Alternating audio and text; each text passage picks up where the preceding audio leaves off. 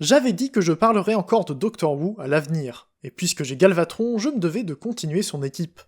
J'en ai déjà parlé dans ma review sur Galvatron et Grande Galvatron de chez Doctor Who, mais cette marque a l'habitude de faire des sets qui n'ont aucun sens. Par exemple, ici, on se retrouve avec Cyclonus et Bumblebee.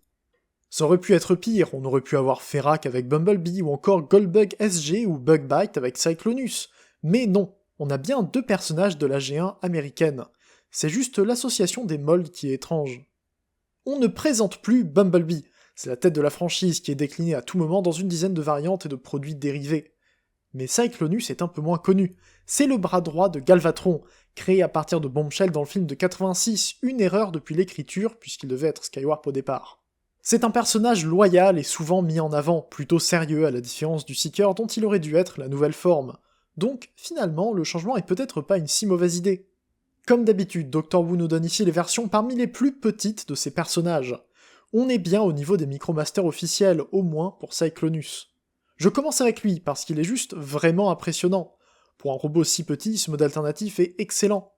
Il est plat, fin et dynamique, avec de belles couleurs propres au personnage. On voit peut-être les mains à l'arrière, mais c'est pas si grave pour la taille. Il a de la peinture là où il faut, et c'est juste une joie de le faire voler. C'est un super jet de poche qui a tout pour plaire et qui réussit bien mieux que prévu pour une si petite figurine.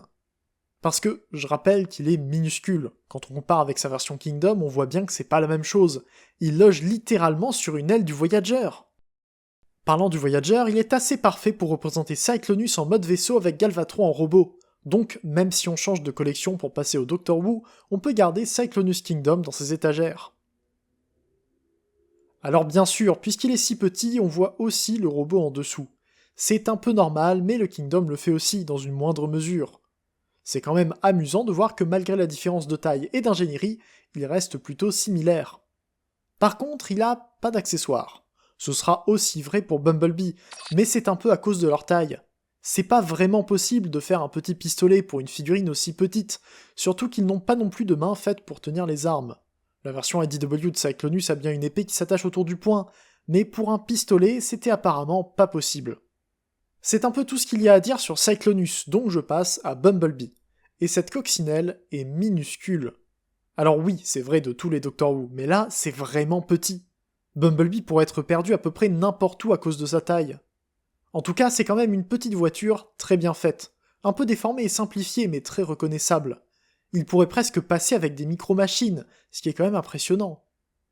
En plus, il a de bonnes applications de peinture. Non seulement toutes les vitres sont peintes, mais il a aussi des feux arrière et une roue de secours, pour bien finir le tour de la voiture. On voit peut-être pas mal d'axes un peu partout, mais je trouve que c'est excusable à cette échelle. En tout cas, je sais que je vais pas m'en plaindre. Je peux pas le comparer avec sa version Netflix, parce que je l'ai pas avec moi en ce moment. Mais il n'y a pas besoin de ça pour voir qu'il est ridiculement petit, à peine plus grand que les Breastmasters de chez Ion Factory. Cyclonus et Bumblebee sont donc de petits véhicules, mais ils sont encore meilleurs en robots. Leurs transformations sont très simples, mais amusantes et complètes, et utilisent pas mal de techniques pour les rendre intéressantes. Je trouve quand même que les ailes de Cyclonus sont un peu difficiles à replier à cause de la petite taille des pièces, et des ailerons sur les avant-bras qui peuvent gêner. Mais à part ça, c'est toujours très agréable de les transformer.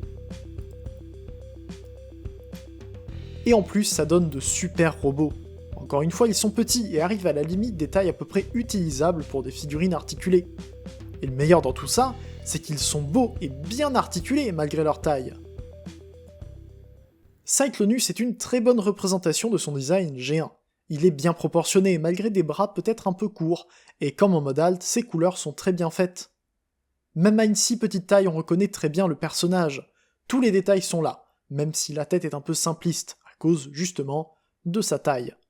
C'est vrai qu'il a le nez de l'avion dans le dos, mais encore une fois, avec un Cyclonus qui fait la taille d'un Micromaster, on pouvait s'y attendre.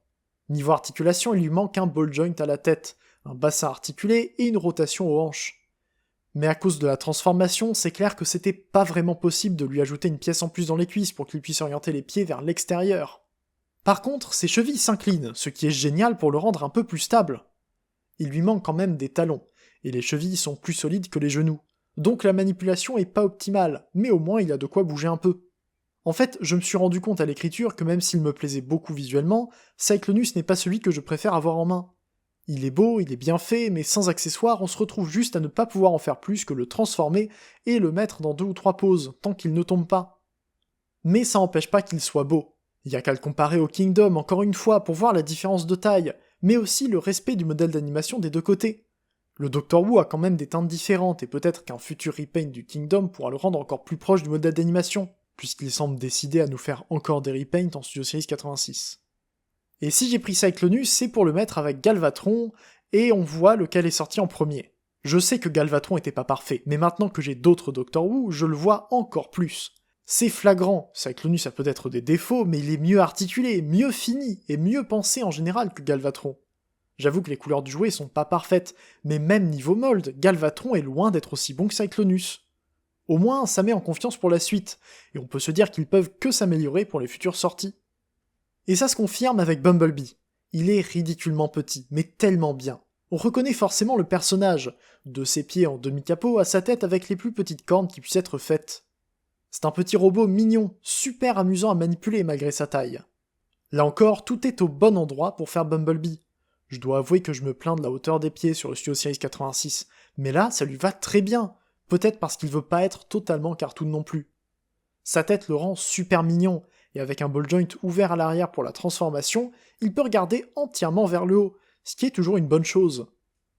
Parlant d'articulation, il lui manque une rotation au biceps, ce qui est bien dommage, et sa transformation l'empêche d'avoir une rotation au bassin.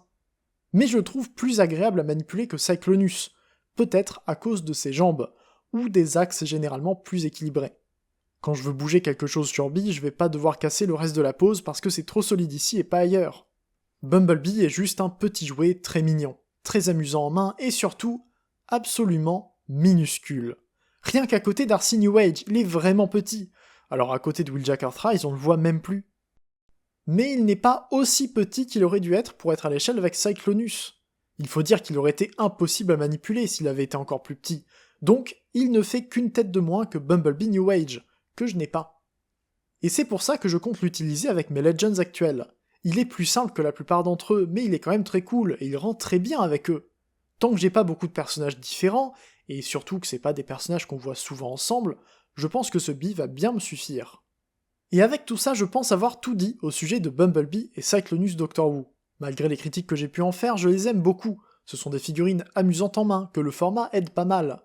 Ils sont très mignons et se prennent pas la tête pour être les meilleurs. Ils font simplement ce qu'ils ont à faire, et ils le font à la fois bien et avec beaucoup de charme.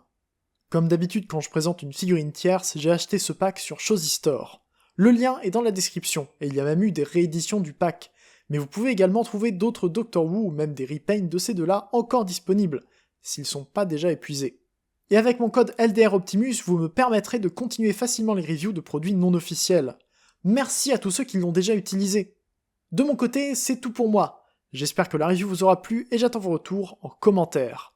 On se retrouve bientôt pour une prochaine review, c'était Leader, fin de jour et salut.